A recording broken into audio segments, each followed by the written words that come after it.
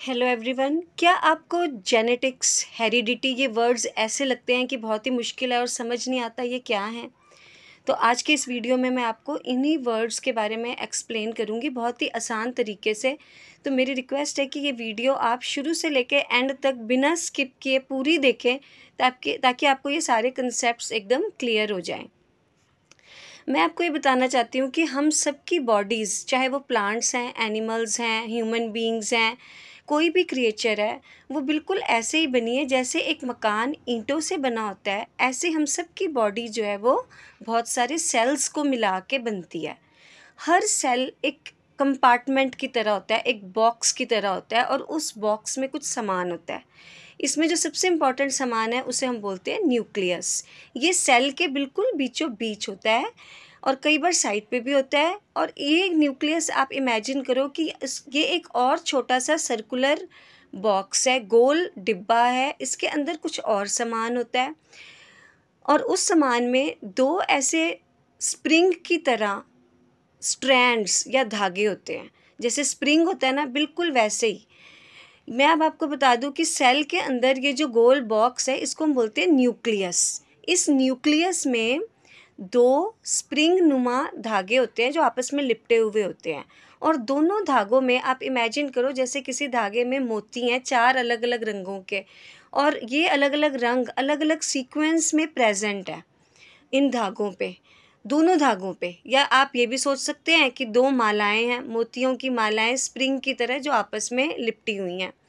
अब मैं आपको बताती हूँ, ये जो दो स्प्रिंग की तरह माला हैं या धागे हैं, इनको हम इंग्लिश में बोलते हैं DNA, which is D oxy ribo nucleic acid.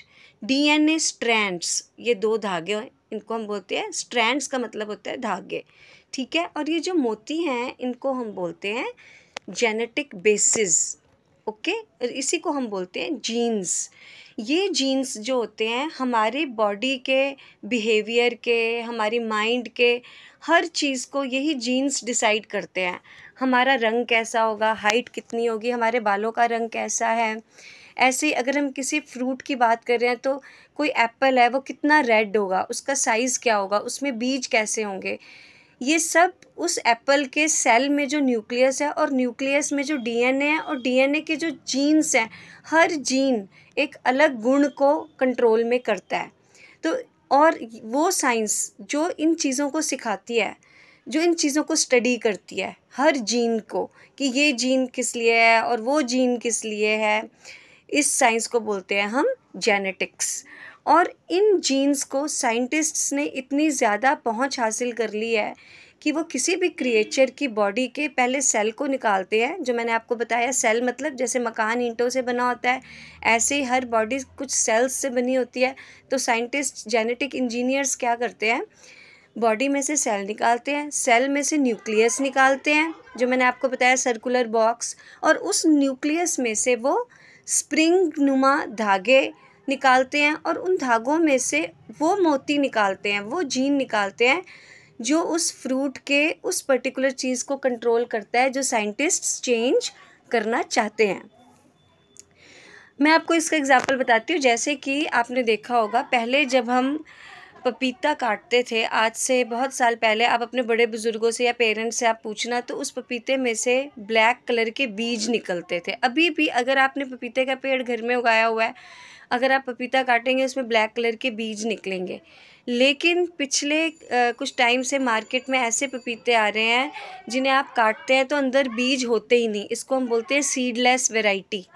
ये सीडलेस वैरायटी कैसे मुमकिन हुई है? ये जेनेटिक इंजीनियरिंग से मुमकिन हुई है। ऐसे आपने देखा होगा, शिमला मिर्च की अगर बात करूँ, कैप्सिकम, पहले जो शिमला मिर्च होती थी उसमें आपको वाइट कलर के बहुत सारे बीज भरे हुए मिलते थे जब आप काटते थे, लेकिन अभी जब हम कट करते हैं तो एक भी बीज नहीं होता। And if you see the size of the capsicum, वो बहुत ही बड़ा साइज़ होता है।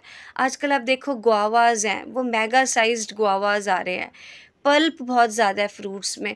तो ये चेंजेस कहाँ से आ रहे हैं? ये आ रहे हैं जेनेटिक इंजीनियरिंग से। इसी से रिलेटेड एक साइंस है, एक वर्ड है हेरिडिटी। हेरिडिटी का मतलब होता है पेरेंट्स से चाइल्ड में जब कोई गुण जाते हैं, उस साइंस की स्टडी को हम बोलते हैं हेरिडिटी। एंड इस फिनोमिनन को बोलते हैं हम इनहेरिटेंस, पेरेंट्स से चाइल्ड में जाना। और ऐसे गुण जो पेरेंट्स से चाइल्ड में जाते हैं बेटे, उनको हम बोलते हैं हेरिडिटरी कैरेक्टरिस्टिक्स या हेरिडिटरी ट्रेट्स। जो गुण बच्चों में बचपन से पाए जाते हैं उनको हम बोलते हैं इन्नेट फीचर्स, INNATE, इन्नेट का मतलब बाय बर्थ, जो जन्म से ही है। हेरिडिटरी कैरेक्टर, जैसे आपने किसी को देखा होगा सिंगिंग बहुत अच्छी करते हैं छोटे छोटे बच्चे, तो हम बोलेंगे कि singing is his innate trait. पर अगर कोई सीख के, म्यूज़िक सीख के सिंगर बनता है तो उसके इसी ट्रेट को हम बोलते हैं एक्वायर्ड, ACQUIRED। एक्वायर्ड मतलब जो उसने प्राप्त किया है, उसको मिला नहीं है जो पेरेंट्स से, उसने खुद अचीव किया है प्रैक्टिस कर करके। तो ये सारी चीज़ें मैंने आपको बहुत ही आसान तरीके से समझाई हैं आज, और मैं चाहती हूँ इसी तरीके के मीनिंगफुल वीडियोस के लिए आप इस चैनल को ज़रूर सब्सक्राइब करें, Marigold Isles Spoken English Hub. And और भी अगर आपको कोई टॉपिक्स ऐसे लगते हैं, चाहे आप किसी भी एग्ज़ाम की तैयारी कर रहे हैं, आपको कुछ टॉपिक्स हैं जो बड़े मुश्किल लगते हैं, आप प्लीज़ कमेंट्स में मुझे ज़रूर बताएं। हम अपने आने वाले दिनों में उन टॉपिक्स को मैं ज़रूर आपके साथ आपको एक्सप्लेन करूँगी बहुत ही आसान तरीके में। God bless you all. Thanks for listening and watching this video.